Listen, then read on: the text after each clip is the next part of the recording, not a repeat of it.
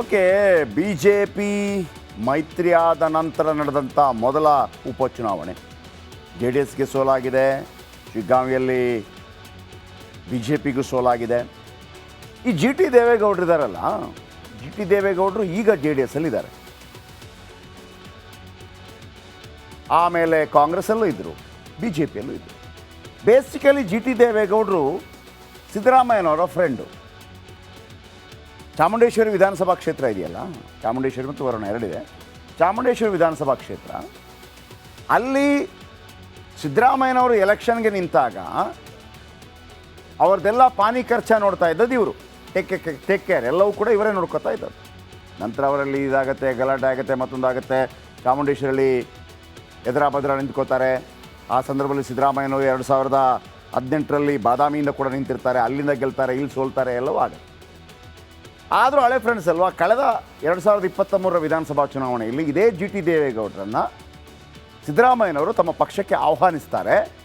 ಇವರಿಗೂ ಇವರ ಪುತ್ರ ಹರೀಶ್ ಇಬ್ಬರಿಗೂ ಕೂಡ ಟಿಕೆಟ್ ಕೊಡುವ ಭರವಸೆಯನ್ನು ಕೂಡ ಕೊಡ್ತಾರೆ.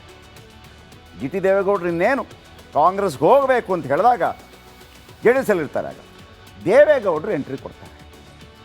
ದೇವೇಗೌಡರು ಜಿ ಟಿ ದೇವೇಗೌಡರ ಮನೆ ಬಾಗಿಲಿಗೆ ಹೋಗ್ತಾರೆ. ಮನೆ ಬಾಗಿಲಿಗೆ ಹೋದಾಗ ಜಿ ಟಿ ದೇವೇಗೌಡರಿಗೆ ದೊಡ್ಡಗೌಡರ ಮೇಲೆ ಒಂದು ಅಪಾರವಾದಂಥ ಗೌರವ ಇದೆ. ಇವತ್ತು ಒಂದು ಮಾತನ್ನು ಹೇಳಿದರು, ದೇವೇಗೌಡರು ಹೇಳಿಬಿಡ್ಲಿ ನೋಡೋಣ, ದೇವೇಗೌಡರು ಸುಳ್ಳು ಹೇಳಲಾರರು, ನನಗೆ ಫೋನ್ ಮಾಡಿದ್ದಾರೆ ಅಂತ ಹೇಳಿಬಿಡ್ಲಿ ನೋಡೋಣ, ನಾನು ರಾಜೀನಾಮೆ ಕೊಟ್ಟುಬಿಡ್ತೀನಿ ಅನ್ನೋ ರೀತಿಯಲ್ಲಿ ಮಾತಾಡಿ. ಯಾವಾಗ ದೇವೇಗೌಡರು ಅವರ ಮನೆ ಬಾಗಿಲಿಗೆ ಬರ್ತಾರೆ, ಹತ್ತು ಬಿಡ್ತಾರೆ ಜಿ ಟಿ ದೇವೇಗೌಡರು. ಅವರೇ ಬಂದಿದ್ದಾರಪ್ಪ, ನಾನು ಹೋಗಲ್ಲ, ಹೋಗೋದಿಲ್ಲ. ಚಾಮುಂಡೇಶ್ವರಿಯಿಂದ ಇವರು ನಿಲ್ತಾರೆ, ಅವರ ಮಗ ಹುಣಸೂರಿನ ನಿಲ್ತಾರೆ, ಇಬ್ಬರು ಜೆ ಡಿ ಎಸ್ಸಿಂದ ಗೆಲ್ತಾರೆ. ಈಗ ಸ್ವಲ್ಪ ಅಸಮಾಧಾನಗಳಿದೆ. ಕಾರಣ ಮೂಢ ವಿಚಾರಗಳು ಕೂಡ. ಮೊನ್ನೆ ನಡೆದಂತಹ ಮೈಸೂರಲ್ಲಿ ನಡೆದಂತಹ ದಸರಾ ಸಂದರ್ಭದಲ್ಲಿ ಸಿದ್ದರಾಮಯ್ಯನವರ ಪರವಾಗಿ ಬ್ಯಾಟ್ ಬೀಸಿದರು. ಯಾರು? ಜಿ ಟಿ ದೇವೇಗೌಡರು. ಆ ಕಾರಣಕ್ಕಾಗಿ ಒಂದು ರೀತಿಯಲ್ಲಿ ದೇವೇಗೌಡರಿಂದ ಮತ್ತು ಕುಮಾರಸ್ವಾಮಿ ಅವರಿಂದ ಅಂತರ ಕಾಯ್ದುಕೊಳ್ಳುವಂಥ ಪರಿಸ್ಥಿತಿ ಜಿ ಟಿ ದೇವೇಗೌಡರಿಗೆ ಬಂದಿದೆ. ಮತ್ತು ಚನ್ನಪಟ್ಟಣ ವಿಧಾನಸಭಾ ಉಪಚುನಾವಣೆಯಲ್ಲಿ ಜಿ ಟಿ ದೇವೇಗೌಡರನ್ನ ಕರೆದು ಕೂಡ ಇಲ್ಲ. ಹಾಗಾಗಿ ಒಂದು ಕಡೆ ಸಿ ಎಂ ಇಬ್ರಾಹಿಂ ಅಷ್ಟು ಸುಲಭ ಅಲ್ಲ. ಆದರೂ ಕೂಡ ಜೆ ಡಿ ಎಸ್ ಇಬ್ಬಾಗವಾಗಲು ರಣತಂತ್ರ ಶುರುವಾಗಿದೆಯಾ ಅನ್ನುವಂಥ ಪ್ರಶ್ನೆ ಉದ್ಭವ ಆಗ್ತಾ ಇದೆ. ಚನ್ನಪಟ್ಟಣದಲ್ಲಿ ಕಾಂಗ್ರೆಸ್ ಅಭೂತಪೂರ್ವ ಜಯವನ್ನು ಗಳಿಸಿದೆ. ಸೋಲಿನ ಬೆನ್ನಲ್ಲೇ ನಾಯಕತ್ವದ ಬಗ್ಗೆ ಅಸಮಾಧಾನ ಮೂಡ್ತಾ ಇದೆ. ಎಚ್ ಡಿ ಕೆ ವಿರುದ್ಧ, ದೇವೇಗೌಡರ ವಿರುದ್ಧ ಅಲ್ಲ, ಎಚ್ ಡಿ ಕೆ ವಿರುದ್ಧ ಜಿ ಟಿ ದೇವೇಗೌಡರು ಬಹಿರಂಗವಾಗಿ ಕಿಡಿಕಾರಿದ್ದಾರೆ.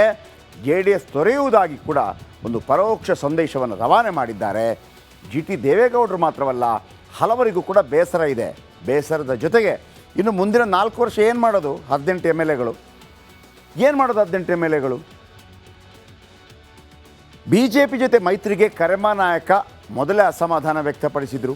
ಬೇಡ, ನಮಗಾಗಲ್ಲ, ಅಲ್ಲಿ ದೇವದುರ್ಗ ಮತ್ತೆಲ್ಲ ಕಡೆ ನಾವು face to face B J P ಜೊತೆ ಸೆಣಸಾಡಿದವರು, ಬೇಡ ಅಂತೇಳಿ. ಬಿ ಜೆ ಪಿ ಜೊತೆ ಮೈತ್ರಿ ಹಿನ್ನೆಲೆಯಲ್ಲಿ ಶರಣಗೌಡ ಕುಂದಕ್ಕೂರು ಕೂಡ ಸಿಟ್ಟು ವ್ಯಕ್ತಪಡಿಸಿದರು. ಇದೀಗ ಜಿ ಟಿ ದೇವೇಗೌಡರಿಗೆ ಸಾಥ್ ಕೊಟ್ಟಿದ್ದಾರೆ ಸಿ ಎಂ ಇಬ್ರಾಹಿಂ. ಚನ್ನಪಟ್ಟಣ ಸೋತಿದ್ದಕ್ಕೆ 18ಕ್ಕೆ ಕುಸಿತ ಕಂಡಿದೆ ಜೆ ಡಿ ಎಸ್ ಬಲ. ಈಗ ಪಕ್ಷವನ್ನು ಬಿಡುವುದಕ್ಕೆ ಜಿ ಟಿ ದೇವೇಗೌಡರು ಮತ್ತು ಮಗ ಹರೀಶ್ ಗೌಡ ತಯಾರಿ ನಡೆಸಿದ್ದಾರಾ? ನೋಡಿ, 18 ಜನ ಇದ್ದಾರೆ. ಒಂದು ಪಕ್ಷದಿಂದ ಮತ್ತೊಂದು ಪಕ್ಷಕ್ಕೆ ಹೋಗೋದು ಈಸಿ ಅಲ್ಲ.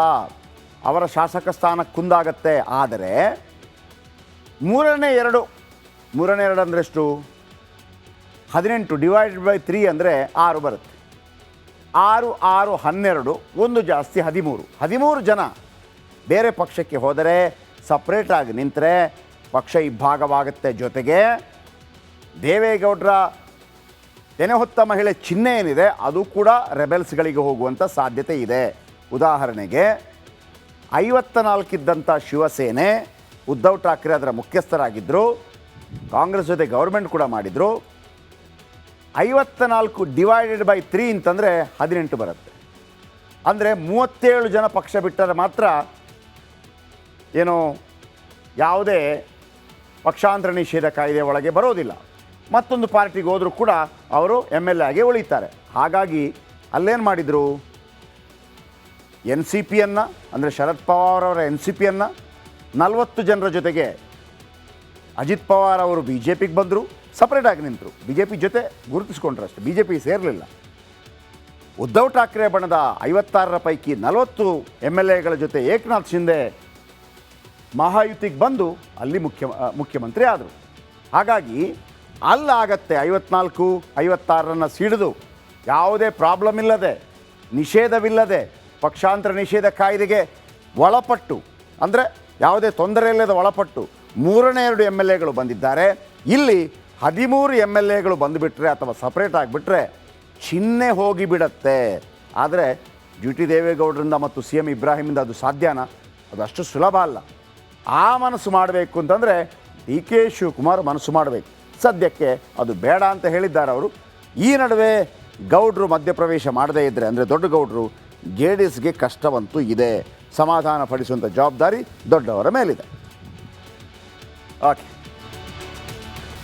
ಓಕೆ, ಬಿ ಜೆ ಪಿ ಮೈತ್ರಿ ಆದ ನಂತರ ನಡೆದಂಥ ಮೊದಲ ಉಪಚುನಾವಣೆ. ಜೆ ಡಿ ಎಸ್ಗೆ ಸೋಲಾಗಿದೆ, ಶಿಗ್ಗಾಂವಿಯಲ್ಲಿ ಬಿ ಜೆ ಪಿಗೂ ಸೋಲಾಗಿದೆ. ಈ ಜಿ ಟಿ ದೇವೇಗೌಡರು ಇದ್ದಾರಲ್ಲ, ಜಿ ಟಿ ದೇವೇಗೌಡರು ಈಗ ಜೆ ಡಿ ಎಸ್ಸಲ್ಲಿದ್ದಾರೆ. ಆಮೇಲೆ ಕಾಂಗ್ರೆಸ್ಸಲ್ಲೂ ಇದ್ದರು, ಬಿ ಜೆ ಪಿಯಲ್ಲೂ ಇದ್ದರು. ಬೇಸಿಕಲಿ ಜಿ ಟಿ ದೇವೇಗೌಡರು ಸಿದ್ದರಾಮಯ್ಯನವರ ಫ್ರೆಂಡು. ಚಾಮುಂಡೇಶ್ವರಿ ವಿಧಾನಸಭಾ ಕ್ಷೇತ್ರ ಇದೆಯಲ್ಲ, ಚಾಮುಂಡೇಶ್ವರಿ ಮತ್ತು ವರುಣ ಎರಡಿದೆ. ಚಾಮುಂಡೇಶ್ವರಿ ವಿಧಾನಸಭಾ ಕ್ಷೇತ್ರ, ಅಲ್ಲಿ ಸಿದ್ದರಾಮಯ್ಯನವರು ಎಲೆಕ್ಷನ್ಗೆ ನಿಂತಾಗ ಅವ್ರದ್ದೆಲ್ಲ ಪಾನಿ ಖರ್ಚ ನೋಡ್ತಾ ಇದ್ದದ್ದು ಇವರು. ಟೇಕ್ ಕೇರ್ ಎಲ್ಲವೂ ಕೂಡ ಇವರೇ ನೋಡ್ಕೊತಾ ಇದ್ದದ್ದು. ನಂತರ ಅವರಲ್ಲಿ ಇದಾಗುತ್ತೆ, ಗಲಾಟೆ ಆಗುತ್ತೆ, ಮತ್ತೊಂದಾಗುತ್ತೆ. ಚಾಮುಂಡೇಶ್ವರಿಯಲ್ಲಿ ಎದುರಾಬದ್ರ ನಿಂತ್ಕೋತಾರೆ.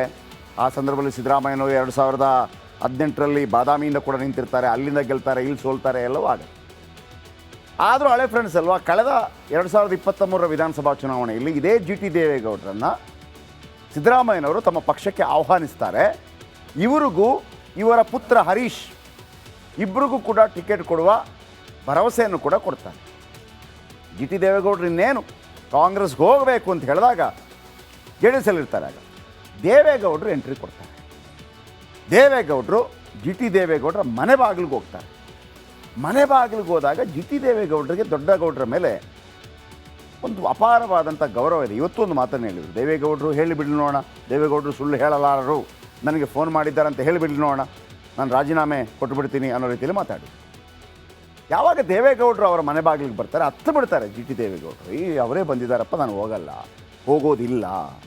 ಚಾಮುಂಡೇಶ್ವರಿಯಿಂದ ಇವರು ನಿಲ್ತಾರೆ, ಅವರ ಮಗ ಹುಣಸೂರಿಂದ ನಿಲ್ತಾರೆ, ಇಬ್ಬರು ಜೆ ಡಿ ಎಸ್ಸಿಂದ ಗೆಲ್ತಾರೆ. ಈಗ ಸ್ವಲ್ಪ ಅಸಮಾಧಾನಗಳಿದೆ. ಕಾರಣ ಮೂಢ ವಿಚಾರಗಳು ಕೂಡ. ಮೊನ್ನೆ ನಡೆದಂತಹ ಮೈಸೂರಲ್ಲಿ ನಡೆದಂತಹ ದಸರಾ ಸಂದರ್ಭದಲ್ಲಿ ಸಿದ್ದರಾಮಯ್ಯನವರ ಪರವಾಗಿ ಬ್ಯಾಟ್ ಬೀಸಿದರು. ಯಾರು? ಜಿ ಟಿ ದೇವೇಗೌಡರು. ಆ ಕಾರಣಕ್ಕಾಗಿ ಒಂದು ರೀತಿಯಲ್ಲಿ ದೇವೇಗೌಡರಿಂದ ಮತ್ತು ಕುಮಾರಸ್ವಾಮಿ ಅವರಿಂದ ಅಂತರ ಕಾಯ್ದುಕೊಳ್ಳುವಂಥ ಪರಿಸ್ಥಿತಿ ಜಿ ಟಿ ದೇವೇಗೌಡರಿಗೆ ಬಂದಿದೆ. ಮತ್ತು ಚನ್ನಪಟ್ಟಣ ವಿಧಾನಸಭಾ ಉಪಚುನಾವಣೆಯಲ್ಲಿ ಜಿ ಟಿ ದೇವೇಗೌಡರನ್ನ ಕರೆದು ಕೂಡ ಇಲ್ಲ. ಹಾಗಾಗಿ ಒಂದು ಕಡೆ ಸಿ ಎಂ ಇಬ್ರಾಹಿಂ ಅಷ್ಟು ಸುಲಭ ಅಲ್ಲ. ಆದರೂ ಕೂಡ ಜೆ ಡಿ ಎಸ್ ಇಬ್ಬಾಗವಾಗಲು ರಣತಂತ್ರ ಶುರುವಾಗಿದೆಯಾ ಅನ್ನುವಂಥ ಪ್ರಶ್ನೆ ಉದ್ಭವ ಆಗ್ತಾ ಇದೆ. ಚನ್ನಪಟ್ಟಣದಲ್ಲಿ ಕಾಂಗ್ರೆಸ್ ಅಭೂತಪೂರ್ವ ಜಯವನ್ನು ಗಳಿಸಿದೆ. ಸೋಲಿನ ಬೆನ್ನಲ್ಲೇ ನಾಯಕತ್ವದ ಬಗ್ಗೆ ಅಸಮಾಧಾನ ಮೂಡ್ತಾ ಇದೆ. ಎಚ್ ಡಿ ಕೆ ವಿರುದ್ಧ, ದೇವೇಗೌಡರ ವಿರುದ್ಧ ಅಲ್ಲ, ಎಚ್ ಡಿ ಕೆ ವಿರುದ್ಧ ಜಿ ಟಿ ದೇವೇಗೌಡರು ಬಹಿರಂಗವಾಗಿ ಕಿಡಿಕಾರಿದ್ದಾರೆ. ಜೆ ಡಿ ಎಸ್ ತೊರೆಯುವುದಾಗಿ ಕೂಡ ಒಂದು ಪರೋಕ್ಷ ಸಂದೇಶವನ್ನು ರವಾನೆ ಮಾಡಿದ್ದಾರೆ. ಜಿ ಟಿ ದೇವೇಗೌಡರು ಮಾತ್ರವಲ್ಲ, ಹಲವರಿಗೂ ಕೂಡ ಬೇಸರ ಇದೆ. ಬೇಸರದ ಜೊತೆಗೆ ಇನ್ನು ಮುಂದಿನ 4 ವರ್ಷ ಏನು ಮಾಡೋದು? 18 MLAಗಳು ಏನು ಮಾಡೋದು? 18 MLAಗಳು ಬಿ ಜೆ ಪಿ ಜೊತೆ ಮೈತ್ರಿಗೆ ಕರೆಮ ನಾಯಕ ಮೊದಲೇ ಅಸಮಾಧಾನ ವ್ಯಕ್ತಪಡಿಸಿದರು. ಬೇಡ, ನಮಗಾಗಲ್ಲ, ಅಲ್ಲಿ ದೇವದುರ್ಗ ಮತ್ತೆಲ್ಲ ಕಡೆ ನಾವು face to face B J P ಜೊತೆ ಸೆಣಸಾಡಿದವರು ಬೇಡ ಅಂತೇಳಿ. ಬಿ ಜೆ ಪಿ ಜೊತೆ ಮೈತ್ರಿ ಹಿನ್ನೆಲೆಯಲ್ಲಿ ಶರಣಗೌಡ ಕುಂದಕ್ಕೂರು ಕೂಡ ಸಿಟ್ಟು ವ್ಯಕ್ತಪಡಿಸಿದರು. ಇದೀಗ ಜಿ ಟಿ ದೇವೇಗೌಡರಿಗೆ ಸಾಥ್ ಕೊಟ್ಟಿದ್ದಾರೆ ಸಿ ಎಂ ಇಬ್ರಾಹಿಂ. ಚನ್ನಪಟ್ಟಣ ಸೋತಿದ್ದಕ್ಕೆ 18ಕ್ಕೆ ಕುಸಿತ ಕಂಡಿದೆ ಜೆ ಡಿ ಎಸ್ ಬಲ. ಈಗ ಪಕ್ಷವನ್ನು ಬಿಡುವುದಕ್ಕೆ ಜಿ ಟಿ ದೇವೇಗೌಡರು ಮತ್ತು ಮಗ ಹರೀಶ್ ಗೌಡ ತಯಾರಿ ನಡೆಸಿದ್ದಾರಾ? ನೋಡಿ, 18 ಜನ ಇದ್ದಾರೆ. ಒಂದು ಪಕ್ಷದಿಂದ ಮತ್ತೊಂದು ಪಕ್ಷಕ್ಕೆ ಹೋಗೋದು ಈಸಿ ಅಲ್ಲ. ಅವರ ಶಾಸಕ ಸ್ಥಾನ ಕುಂದಾಗತ್ತೆ. ಆದರೆ ಮೂರನೇ ಎರಡು ಅಂದರೆ ಎಷ್ಟು? 18 ಡಿವೈಡೆಡ್ ಬೈ 3 ಅಂದರೆ 6 ಬರುತ್ತೆ. 6 6 12, ಒಂದು ಜಾಸ್ತಿ 13 ಜನ ಬೇರೆ ಪಕ್ಷಕ್ಕೆ ಹೋದರೆ, ಸಪ್ರೇಟಾಗಿ ನಿಂತರೆ ಪಕ್ಷ ಇಬ್ಬಾಗವಾಗುತ್ತೆ. ಜೊತೆಗೆ ದೇವೇಗೌಡರ ತೆನೆ ಹೊತ್ತ ಮಹಿಳೆ ಚಿಹ್ನೆ ಏನಿದೆ ಅದು ಕೂಡ ರೆಬೆಲ್ಸ್ಗಳಿಗೆ ಹೋಗುವಂಥ ಸಾಧ್ಯತೆ ಇದೆ. ಉದಾಹರಣೆಗೆ 54 ಇದ್ದಂಥ ಶಿವಸೇನೆ, ಉದ್ಧವ್ ಠಾಕ್ರೆ ಅದರ ಮುಖ್ಯಸ್ಥರಾಗಿದ್ದರು, ಕಾಂಗ್ರೆಸ್ ಜೊತೆ ಗೌರ್ಮೆಂಟ್ ಕೂಡ ಮಾಡಿದರು. 54 ಡಿವೈಡೆಡ್ ಬೈ 3 ಅಂತಂದರೆ 18 ಬರುತ್ತೆ. ಅಂದರೆ 37 ಜನ ಪಕ್ಷ ಬಿಟ್ಟರೆ ಮಾತ್ರ ಏನು ಯಾವುದೇ ಪಕ್ಷಾಂತರ ನಿಷೇಧ ಕಾಯ್ದೆ ಒಳಗೆ ಬರೋದಿಲ್ಲ. ಮತ್ತೊಂದು ಪಾರ್ಟಿಗೆ ಹೋದರೂ ಕೂಡ ಅವರು MLA ಆಗಿ ಉಳಿತಾರೆ. ಹಾಗಾಗಿ ಅಲ್ಲೇನು ಮಾಡಿದರು, NCPಯನ್ನು ಅಂದರೆ ಶರದ್ ಪವಾರ್ ಅವರ NCPಯನ್ನು 40 ಜನರ ಜೊತೆಗೆ ಅಜಿತ್ ಪವಾರ್ ಅವರು BJPಗೆ ಬಂದರು, ಸಪ್ರೇಟಾಗಿ ನಿಂತರು. BJP ಜೊತೆ ಗುರುತಿಸ್ಕೊಂಡ್ರು ಅಷ್ಟೇ, BJP ಸೇರಲಿಲ್ಲ. ಉದ್ಧವ್ ಠಾಕ್ರೆ ಬಣದ 56ರ ಪೈಕಿ 40 MLAಗಳ ಜೊತೆ ಏಕನಾಥ್ ಶಿಂದೆ ಮಹಾಯುತಿಗೆ ಬಂದು ಅಲ್ಲಿ ಮುಖ್ಯಮಂತ್ರಿ ಆದರು.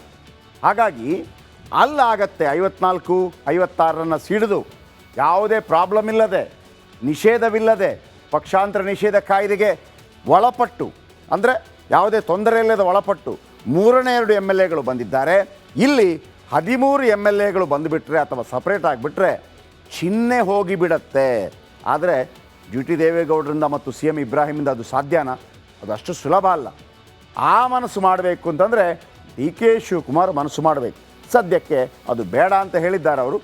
ಈ ನಡುವೆ ಗೌಡ್ರು ಮಧ್ಯಪ್ರವೇಶ ಮಾಡದೇ ಇದ್ದರೆ, ಅಂದರೆ ದೊಡ್ಡ ಗೌಡ್ರು, JDSಗೆ ಕಷ್ಟವಂತೂ ಇದೆ. ಸಮಾಧಾನ ಪಡಿಸುವಂಥ ಜವಾಬ್ದಾರಿ ದೊಡ್ಡವರ ಮೇಲಿದೆ.